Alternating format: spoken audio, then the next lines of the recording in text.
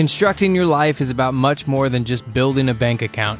Each week, join real estate entrepreneur and mindset coach Austin Linney as he interviews guests who are constructing their dream lives and impacting the world around them on a daily basis. If you're an entrepreneur or wanting to start a business, or you just want to hear motivating stories of how others have overcome the odds, you are in the right place. And now for your host, Austin Linney.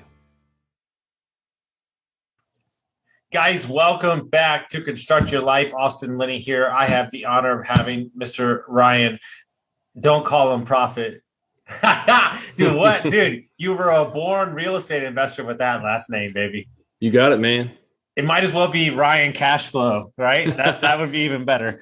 Right. Dude, thank you so much for coming on. I appreciate you taking the time. What I like to do with my guests is kind of let them tell their story, and we'll go from there. All right, man. Sounds good. You want me to start with my background, or what do you want? Start wherever you want. Give us a little backstory, but we can talk about investing if you want. Okay, I'll just tell you about myself. Been married 13 years, 3 children. I've been in the Air National Guard for 20 years. I got started real estate investing in November of 2019. Mm-hmm. So I was listening to how did I get started? So I had a couple live-in flips. You know, I like construction. I just like to grind, you know, no real direction. And I started Googling books on flipping houses. And I found Jay Scott's book, the book on flipping houses, and it was Bigger Pockets. And so then I YouTubed Jay Scott, and it happened to be an interview with him on Bigger Pockets. And then from there, it just kept playing the rest of the episodes. And I heard something about finding off-market properties.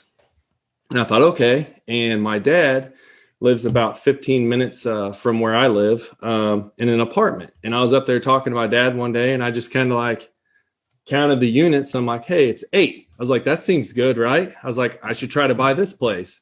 And I was like, hey, Dad, I was like, see if this guy wants to sell. And I know the guy. He's a home builder. He built them new several years ago. And it was kind of ran down. He goes, he probably would want to sell them because I don't think he likes messing with it if you look around here. Okay. So I got a price from him, and I thought there's no way, you know, like if you're what was the price? 390,000. Okay. And so in November of 19, that might as well been the national deficit number to me, because I was like, I can't get that much money. And so I had another buddy in the Air Guard, and he's a real estate investor already. He'd been doing it for about 10 years. And he says, where's that place at? I tell him. He goes and drives by. He goes, man, that place is nice. He's like, they got that thing rented way too low. I'm like, okay. He goes, you want to partner up? I was just going to give him the deal, man. Because like I said, I had no motives. I wasn't a wholesaler at that time. Didn't even know what that was. And so I was like, you can have it. I can't buy this thing. And he goes, well, let's partner up. And so we did. We tried to strike up a deal, get money off. The guy wasn't going for it. Well, in the meantime, I learned a lot more about real estate, and we reevaluated because it was a deal. Okay. 390. He had the rents at $3,900 a month. We start researching this thing. It's an 8-plex, market rents somewhere close to $6,000 a month. Okay. Ooh.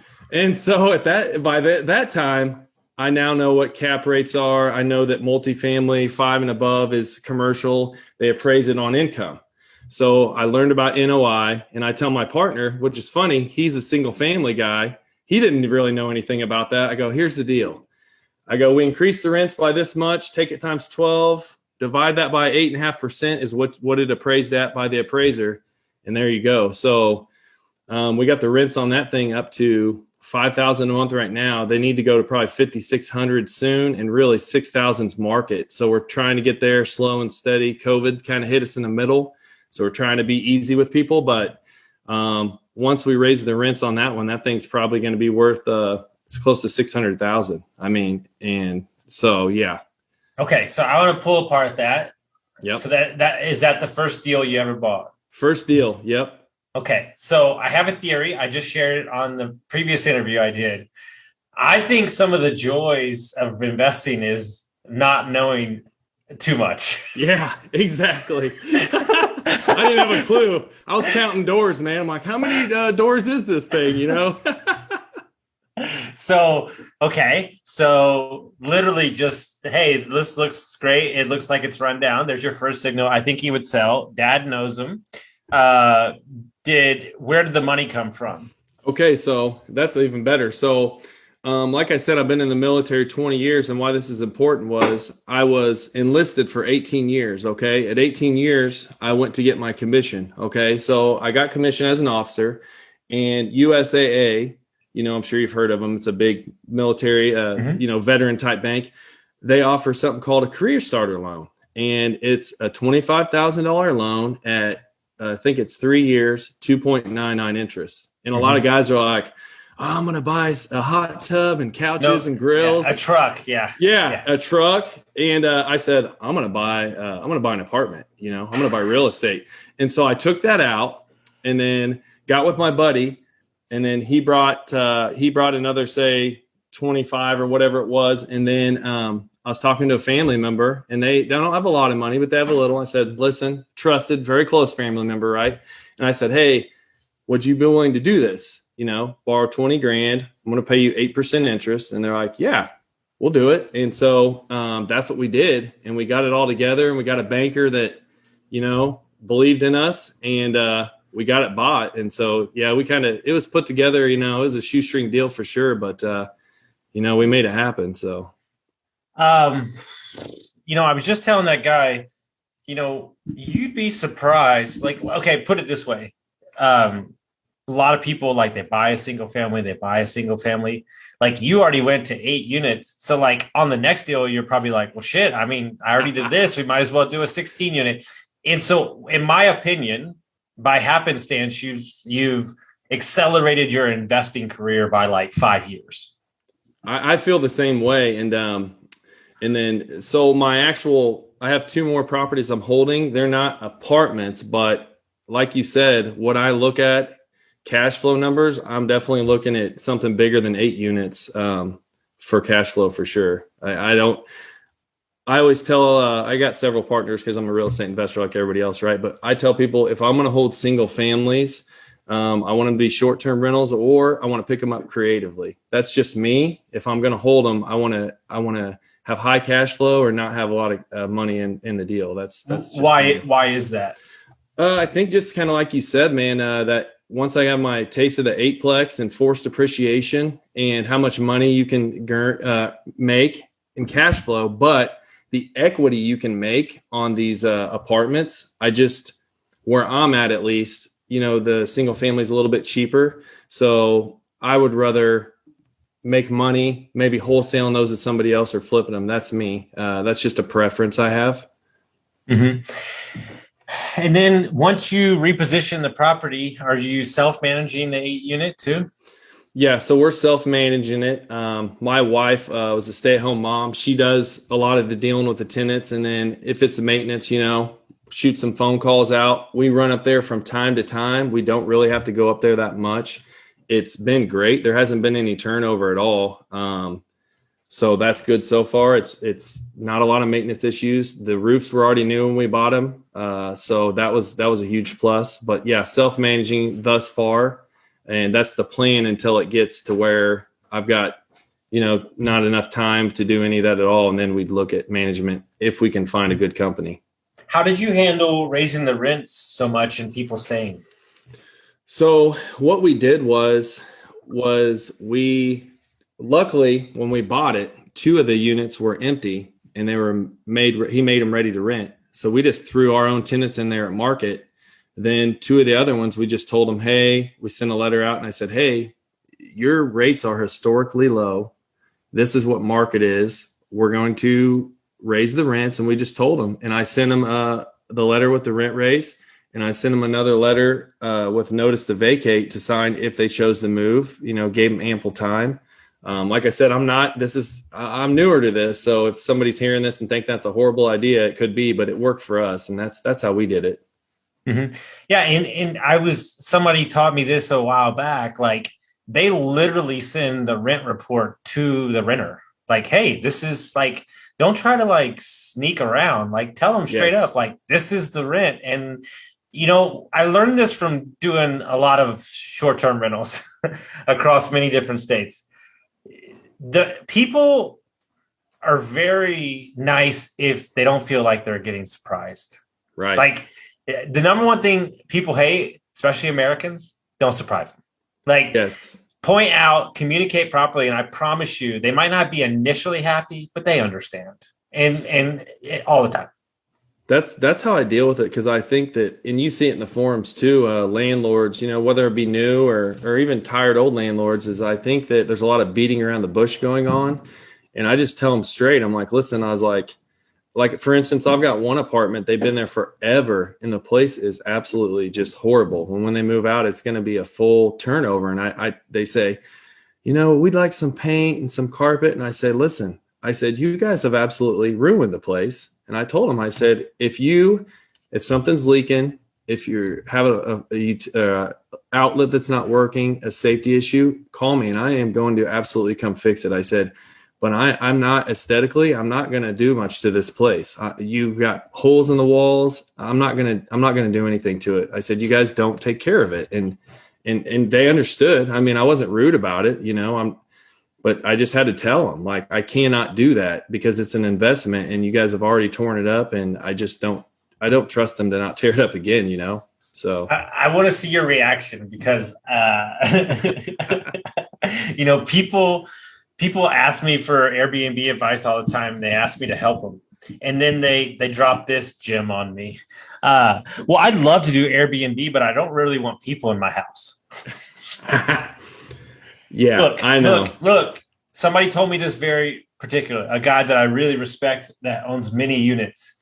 Like, understand that as a landlord, you're a fucking landlord. Like, yes. Understand the business that you're getting into it. And if you, I don't care how many units you have. If you think this is a passive business, you are sadly mistaken. Absolutely. Yeah. Even the apartments for sure. And then the Airbnbs, because I have two properties that short-term rentals, and it is not passive at all. It's great money. And there's a reason why, because you're babysitting it all the time. I want to open up that vein for a little bit, because I know that's the hot girl at the party. That's the thing that everybody talks about. What has been your experience with Airbnb so far on your two properties, and what got you into it in the first place? Okay, so just disclaimer, my first one I got into in July, and then the second one I just closed on it about. Oh, this is perfect. I would much rather have you on than somebody who has 175. Yep. So just like I said earlier, bigger pockets. I was looking around bigger pockets, and I don't even know how I stumbled upon it. I just happened to go through the short-term rental section, and then of course, if you go in the short-term rental section, you're going to see Avery Carl, Luke Carl. There's Parker Borofsky's a lender out there. Smoky Mountains is where they kind of got started. They're branched out short-term shop. I'll definitely give them a shout out. But so I was researching that back right when I was buying that apartment, so a year or two ago, and I just saw everybody talking about the cash flow. And then I said, well, how do you manage something if you don't live close? And then they answered those questions. I go, okay, check. And I was like, what about the recession? And then they said, actually, after 08 to 11, it actually got stronger. I'm like, okay, check. Well, then COVID hit, and I was like, okay.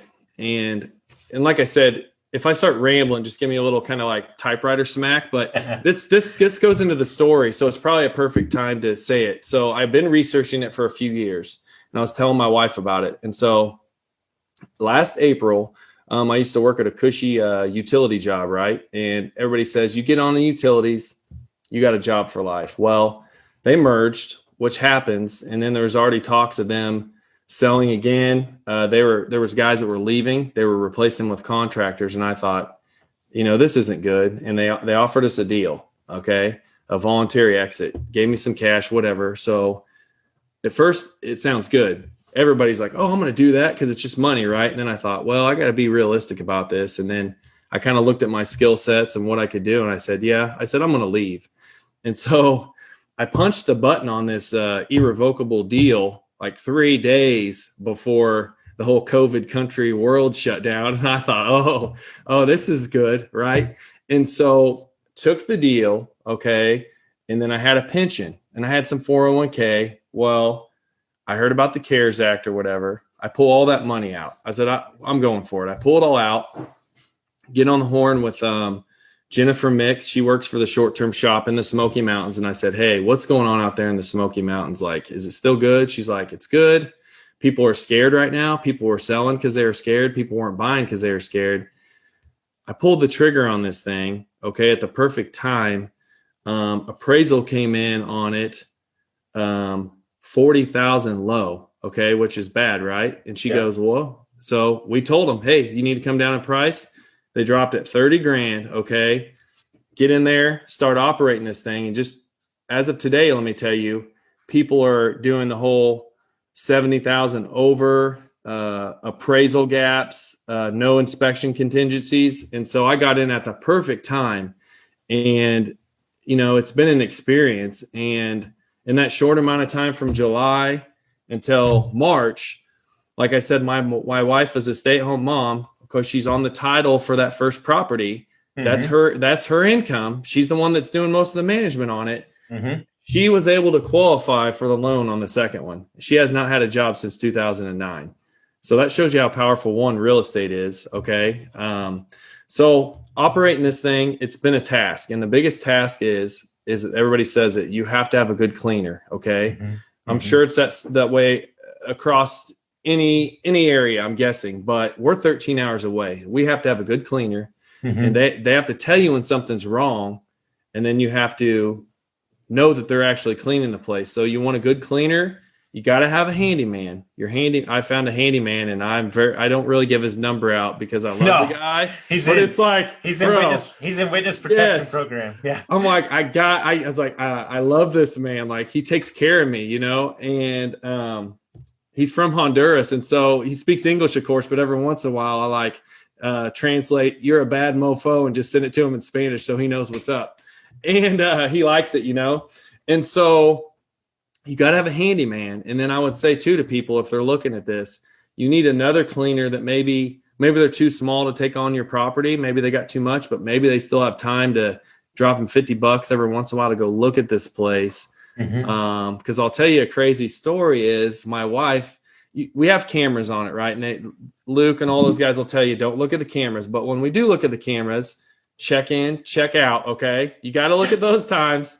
I'm just telling you, it's not the guests you're looking out for. It's the people that work for you, because she said, check the camera. She said, I think maybe our cleaner stayed the night. Okay. It was 17 hours. Okay. And we had somebody go in there and it wasn't clean. I'm like, I don't know what's going on in there. And it was a whole bad breakup type thing. Of course, I'm sure you've probably dealt with that, but you have no idea. I got 9 pounds of stories. Yeah. 17 hours they were in there. She said, well, I fell asleep when I was self-cleaning the oven. I was like, okay. Hey, that's a good one though. What about your husband? Because he was with you. What was his story? So yeah. And so you got to have cleaners, and you got to have a handyman, and you got to trust these people. And once you do, you just got to be ready to move when these deals come across, and you can't operate on fear, you know? So I want to give people the most. I want to open the kimono a little bit. What'd you pay for the first Airbnb? $350. Okay, you paid $350. How much did it cost to furnish it? It was turnkey somewhat. I put an arcade game in it for about $1,600. But it was already running as an Airbnb? Yes, it was. So then you had to create the listing, right? Yes. How'd you do that? The brokerage that I bought it through, Short-Term Shop, they actually have kind of a setup. I'm trying to think of the word. Anyway, they have a setup to where a concierge service, and they'll give trainings and they teach you all that stuff, which is handy. But a lot of it, I just went through Airbnb, and I got a close friend, Jennifer Mix, Short-Term Shop. She's a realtor. Justin Mix is her husband. I became friends with him through a military Facebook page, and I talk to him a lot about things too, but you just go through there, and let me tell you, it's a chore.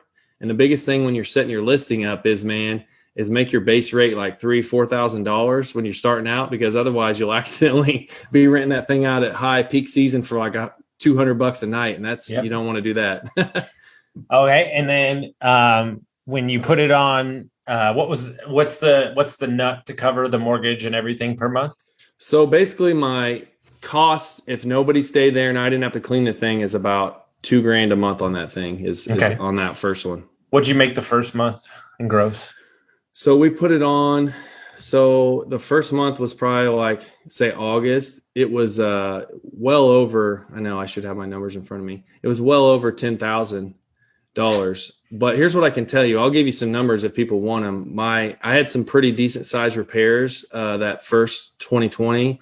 So from July 28th when I bought it to December 31, it netted 21,000 in cash, net. So, and I couldn't, I've done Airbnb in 7 states. I've traveled the world. I know every big operator in the country. Basically, I know every big operator in the world. And I'm sure there's some good markets out there, but pound for pound, I don't think there's a better market than the Smoky Mountains. No, it's killer, man. Yeah. It's one of those things where, and I try to preach this and people don't pay, they don't listen to me. Nobody listens to me. You don't need 10 Airbnbs. You need like 3 performing, like really good performing Airbnbs with a good cleaner that you empower, right? That becomes part of your family and a handyman. And you're talking about on scale, right? And obviously there's good months, there's bad months, but on scale, you're probably looking at you double your mortgage, right? Like at least, right? So you're probably making about, out of those 3 properties, you could probably pencil in $2,500 a month, right? Like I would say you could pencil that in. So, I mean, right there, guys, your wife or your husband or whoever can retire basically right there and just let those things run, because there's so many things, right? I try to tell this, people don't listen to me. If you have an Airbnb, take out a credit card, all right? Go buy all the furniture with the credit card, get your airline points, and then turn around and put that credit card on the account of the Airbnb and have your guests pay off the credit card. I don't disagree with you at all on that. And there's so many ways, right? Tax depreciation. And then they're paying down your loan while you're making money. And then that house is going to shoot up in value. And then let's say that you had 3 properties that were paid off. I mean, you're talking about some real cash. Like you could be bringing in 15, 20 grand a month pretty steadily off of 2 or 3 or 4 properties. Easily. Yeah. This market's insane. Like, for instance, March, my net cash flow and I'm not talking, not CapEx or 10% maintenance or whatever, but just before those numbers. And when you hear the cash flow number, you'll realize why I haven't calculated that yet, but I'm a little loose and fast kind of guy, but it was like 5,900 for March. That's after all the bills are paid. So that's awesome. I mean, it's insane. Yeah. So how'd you get the second one? So the second one, I was kind of networking with some people and the market's crazy out there. And I was talking to a friend. He said, hey, call the realtor. I think she's got some deals off market. And I called her up and she just happened to one just landed. And so I grabbed this one up. The people that were selling it they shut down for several months to fight COVID, I guess. And then they stayed in it a month and a half and they're just like, we're not making any money. We got to get rid of this thing. And so I just snatched it up. So yeah. Are these 3 2s, 4 bedrooms, 2 baths? First one is a 3-2 with a loft. I can sleep up to 12 in that. Sometimes I push it out just to test the market. And then the second one's a 2-2 with a loft. I put queen over queen bunks in the loft. So technically now it's like a 3-2. Can sleep 8. I could sleep 10, but I just have it 8 right now just because I don't always like to max out the capacity because it can get kind of tore up a little bit. But yeah. Now I'm getting selfish. Is your wife manually answering the guest? She does currently. I know. She does currently. I know. We have your porter, owner's res. We're in, I tell her, but she likes doing it. No, I get it. Yeah. I get it. But wait till that third one comes down the pipeline. I know. I was telling her that. Yeah. I was telling her. Well, there's, what's actually funny enough, there's a really cheap software that I used before I scaled up called Superhost Tools. Uh-huh. It's only $5 a property per month. Okay. And it'll do all your automated messaging. Yeah, we're looking into it. Yeah. Superhost Tools. It's easy. Smart B&B. You want to get that when you're like at like 4 or 5. But in the meantime, and it just keeps you from having to like remember it. Like, Right. Yes. So, okay. So you got the 8 unit. Now you got the 2 Airbnbs that you're going to have. Like, what's the long, like you kind of got in there and you got to work. I mean, maybe you didn't have a choice, right? Like I read something the other day, like the best medicine that you need is desperation. Yeah, man. So my deal was, and I've been doing some wholesaling too, and I think you're actually interviewing Chris later today. We partnered up on some wholesale stuff too. So yeah, you're the one. Yeah, that's me, man. So yeah, he's a mover and shaker. But so basically, what happened to me was I left that first job, okay, and then I took another job because I had to have history to get the financing on that first Smoky Mountain property, and my best friend. He has a rare liver disease, okay? And so his liver was failing him. He goes and gets a partial, replacement, partial liver transplant, and well, it fails, okay? So I'm at this second job that I got for my financing, and I unloaded freezer trucks and stuff like that, a pharmaceutical company. And my buddy is calling me, and he's in liver failure, okay? Mm-hmm. And so we don't know at that point if he's going to get a second one. We don't know if he doesn't get one in 24 hours, that's it, man. I mean, that's it. So I'm like, my buddy might die. Okay. And so I have to go hide in this truck because my boss is back there to talk to my buddy. Okay. And then he was 2 hours away getting the surgery, and I couldn't go in or whatever because of COVID, but I just wanted to go be there close to him. And so I have to wait until like 9 till I get off work at this job to go see my buddy who might live and might die. And right then and there, I was like, I'm done. I'm not working for somebody else anymore. Like, I'm going to set my own schedule. I'm going to create my own success. And so that's when I decided went all in. I was kind of like 70-30 before, but and I am self-employed as well. I have another kind of construction type deal I do too, but that's kind of just a segue into real estate also. And so that's kind of when I decided I had to just, go all in. I just, that way did your buddy make it? Yeah, he sent him to the top of the transplant list because that first one failed, and he got a full liver. And now he's like, that would have been July, probably around July. And yeah, he's good to go now. Yeah. He told me the other day, he said the pandemic's canceled, so he's a hard ass. He's a hard ass. He got a big old Fu Manchu, so you love him, but yeah, so he's good, man. So, but yeah, it's, that inspired me. I was like, I just can't sit around here. If I got to go, I need to be able to go. And so that's what I'm doing now. Some of us are just not really good employees. Like I've never been the type of guy that likes to listen to, like, I don't know. Like at some point, you're 100% correct. Like, funny enough, Mike Sorgan, who's an Airbnb, my dude who crushes it in Airbnb space too, has a similar story about his son. Like right when he was born, was in the hospital and like didn't know, like, it was bad, and he ran out of sick days and he had to go to work, and that just literally like ripped his fucking heart out of his body, and he was like, no more. And that's when he started getting Airbnbs, and now they've got like 50, and at some point, guys, everybody that's listening here, at some point you got to be tired of your own bullshit. Like at some point you've got to make a decision that I was listening to Andy Frisella this morning. At some point you got to have a zero fucking options. You got to tell yourself, this is it. You know what's fucking crazy? I realized that in like 3 weeks, it'll be 2 years since I left the restaurant business, which I was in for 20 years, which I wanted to leave for 7 years. Yeah.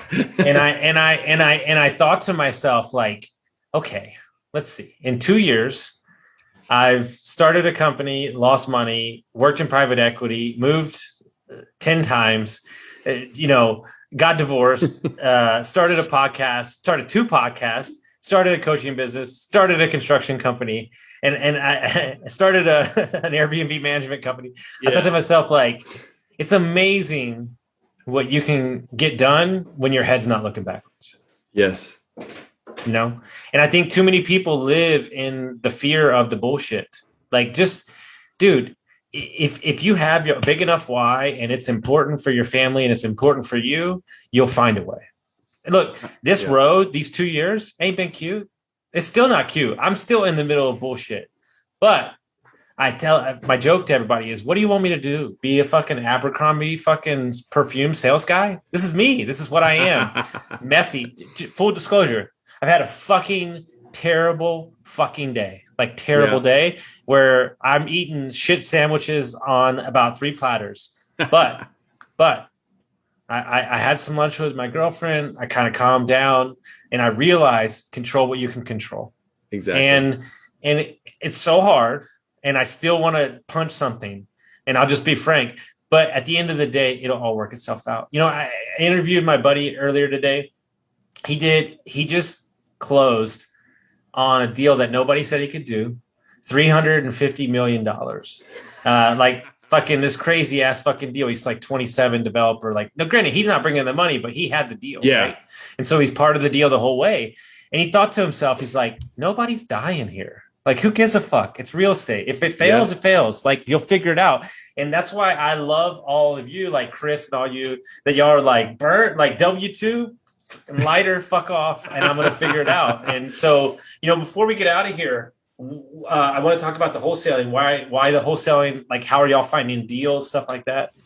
Yeah. So another part of that is like, I was listening to Bigger Pockets, and I think I'm going to mess his name up. I think it's Tom Kroll or something was on Bigger Pockets. And I think he's a big timer now, but he was in Florida, I think. I might have 2 people mixed up, but I was like, well, I'm going to try that. And then there's a guy in town doing it. And I thought I can do that. And so I kind of sent out I hired some cold calls to go out from a company that just does it for you. And this guy kept calling me, and he called me like 3 times. I'm like, okay, I need to get off the pot here. This guy's actually calling me, which is the opposite of what's supposed to happen. And I call him and he says, I got these 4 houses and they're in Nebraska and I'm in Missouri. And I'm thinking that might as well be on Mars, man. Like, and then, so I get looking it up and I'm like, okay, well, these aren't that far away.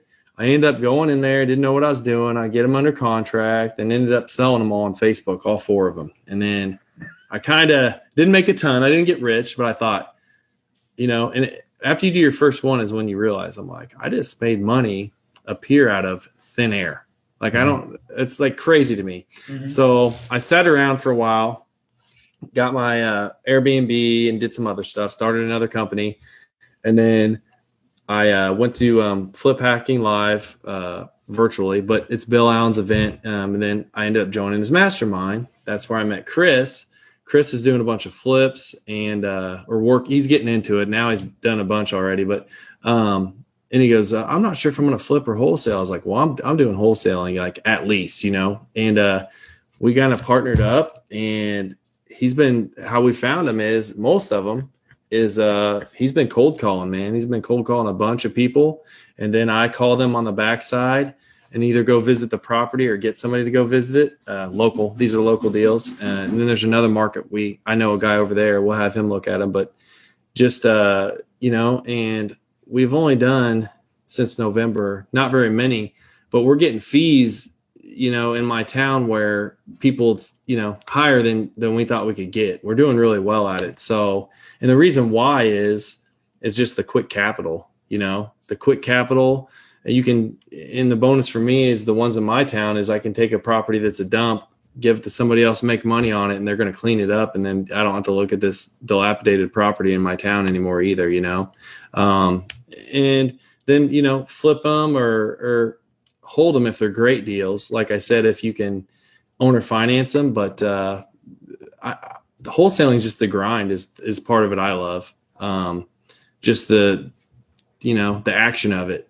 Talking to sellers. I just enjoy that. Talking to buyers too. So yeah, it's interesting. I've got a lot of businesses that I have equity in, and like the long-term play is great. But what I've realized is I got to have a mechanism in my business that creates cash flow monthly. Yes. And that's kind of that's what we're working on right now. It's about to go live in the next week or two.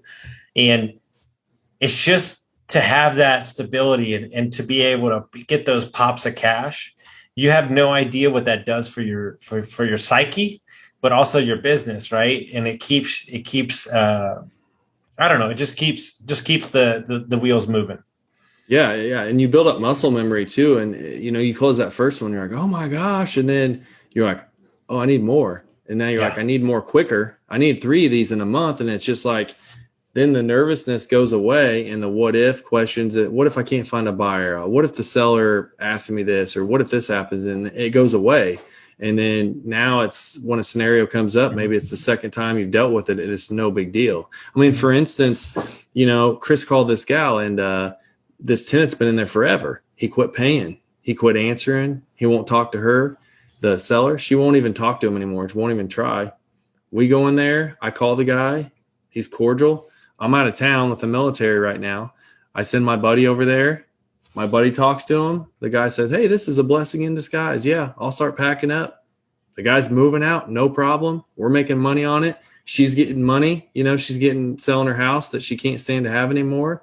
And it's a win-win. So yeah, we're making money, but it is true. We are helping people. Another deal, a guy bought 2 houses when he bought the one he was living in. This one just came with it, just dilapidated, just falling down. Part of the foundation caved in. The guy says, I'm just going to quit paying my taxes and let them take it.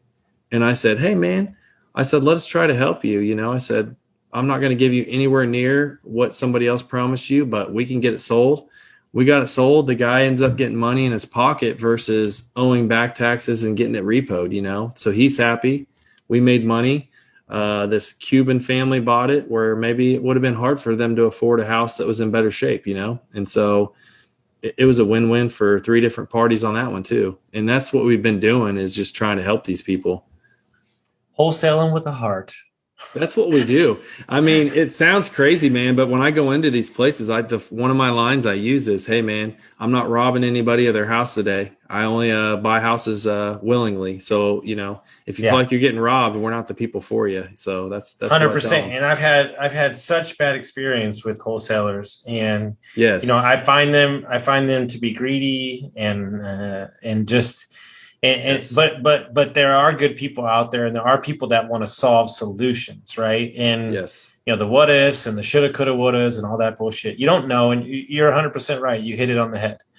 The muscle memory to get in there and get the job done over time. The fear subsides, like when you just step into these deals and so on and so on. So if people want to find out about your journey, I think that you and Chris should have a TV show or something like that, but that's for another time. We'll all get on a live together. But how would they do that? So you can look me up if you want on Facebook, Ryan Proffit. It's Proffit. I always say extra F for extra money. One of my friends pointed out, money doesn't start with S. I said, mind your business, man. But and then on Instagram, it's Rye or Die, like REI_ or die. So yeah, that's what we're doing, man. Look me up, because I love to network with people. Some would call it chit chatting, but networking's the 2021 term, right? But I love to help people. So if it's somebody trying to get out of the rat race, I want to help them. And one of my big missions is helping anybody, but helping other military members. I love that. I just convinced one of my buddies he's buying a place in Gatlinburg. I was like, let's go, man. Let's go. Mm-hmm. I go, you want to work for the man forever? You want to be the man? Let's go. Yeah. So yeah. So that's one of my missions, man. I couldn't agree more. I love that. Well, guys, if you like this episode, make sure you send it out to your friends, rate us and review us, and we'll see you next time.